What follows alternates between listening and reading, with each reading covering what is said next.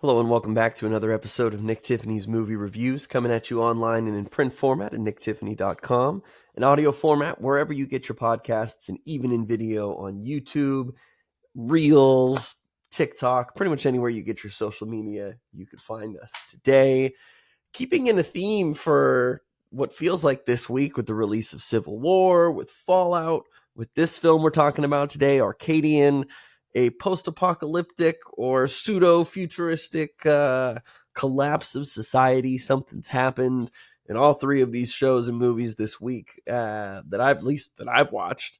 Um, and Arcadian certainly was the more surprising probably for me because I knew less about it.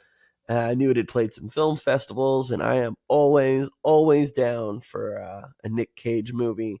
Nicolas Cage for probably the better part of a decade now. I feel like as long as I have been reviewing movies, going back almost to like 2012, Nicolas Cage not nearly doing as many high profile films as people would expect, but has really crafted a great second burst of his career, doing a lot of really great independent work, working with smaller artists, making more personal and more passionate films, I would say, playing any type of role. Truly, I mean, everything that this man has done just continuously surprises me.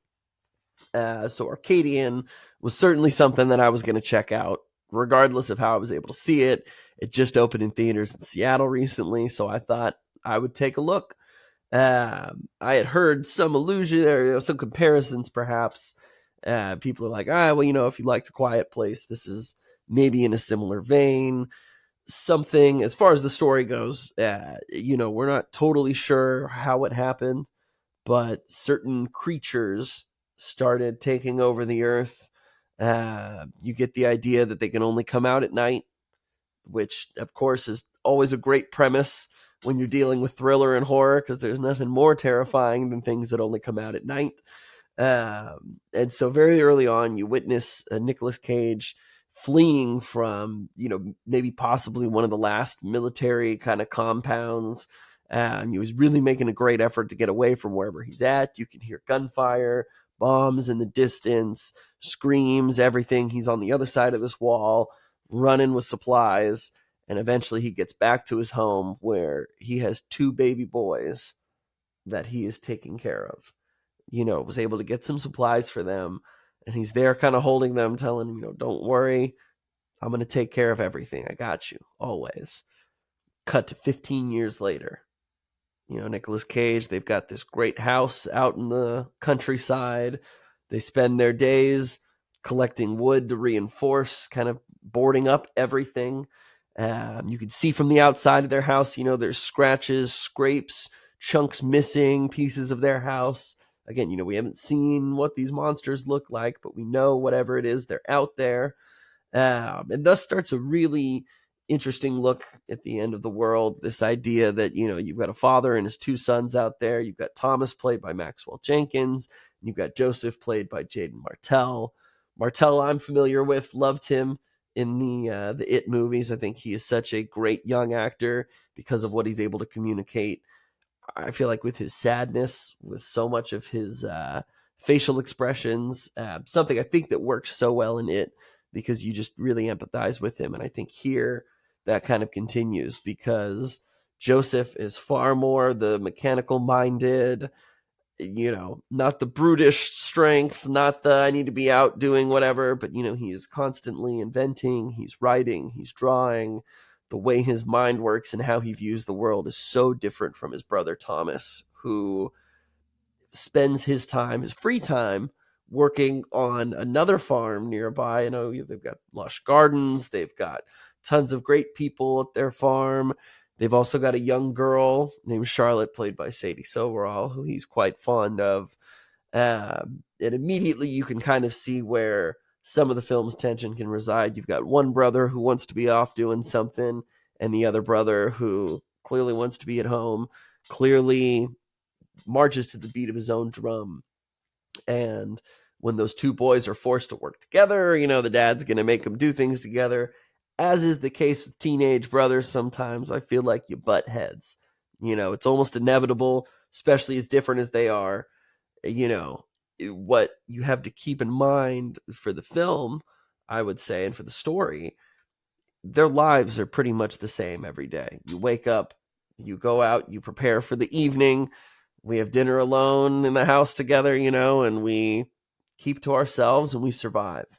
And that's what we do. And if there's a little time you can go do something, I guess you can go help the neighbors work on their garden. Or I guess, son, you can try to work on getting some technology going in the garage or whatever you want to build. But, we've got rules. When late night hits, you need to be home. We need to be boarded up.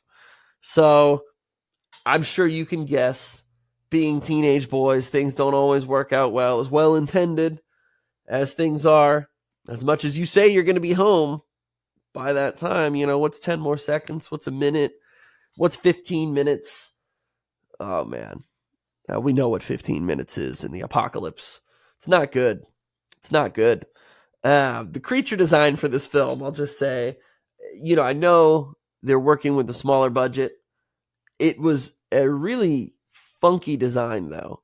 I don't want to talk too much more about the film without spoiling some things, because you obviously will get a good look at one of these creatures at some point. And they almost have, this like natural camouflage where you think one thing is their face, perhaps, the way that all of their colors and things are, but then it's like, no, that's not their mouth. And they've got this crazy chomping ability that's just like totally jarring and totally like, count me out. I don't want to be anywhere near those guys. But I think that the director Benjamin Brewer, it was interesting. I'm looking at his IMDb now, and he's done visual effects for Everything Everywhere All at Once. He wrote the screenplay for that movie Reptile last year on Netflix. Always just kind of intriguing to see some of what leads people to certain projects. Nicolas Cage is great in the movie. Riding that line of, trying to be a father, giving his sons some of the freedom that they need, some of the encouragement that they definitely would need in this post-apocalyptic time.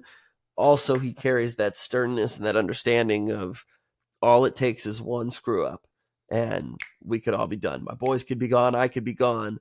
So you have to take things so seriously. And so I think the urgency that's kind of kept up to the film really plays well with the pacing, with your feeling of like, all right, it's time to go home. It's time to board up. You're making sure that every latch is locked or whatever. You start looking for these things as an audience member because you really do start to care for their safety. And I love the little bits that kind of take place over at this farm where, it's not quite a commune, but you've definitely got more people living over on a property that doesn't feel as concerned with the alien invasion and whatnot, or these monsters, whatever they be. So spending time over there is just really great, I think, from the perspective of finding those slices of peace and love in a time of war and horror, pretty much. Um, so Arcadian worked for me on a lot of levels. I get some of the Quiet Place comparison, just in terms of, we're on a farm and we're trying to keep people alive. Maybe you're trying to keep your voice down, but I really dug this. I had a really great time with it. Again, I think, what it might not have in terms of polished VFX or the biggest budget, I think it definitely makes up for in those little moments with the actors.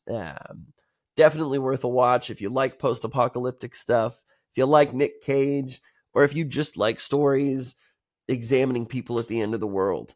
I think this was really intriguing. I think it's definitely worth a watch, whether you catch it in theaters or on VOD. Sign me up for all the Nick Cage. He's got that Long Legs movie coming out later too this year. Maybe one other movie too. He's just continuously working hard. So I always appreciate that.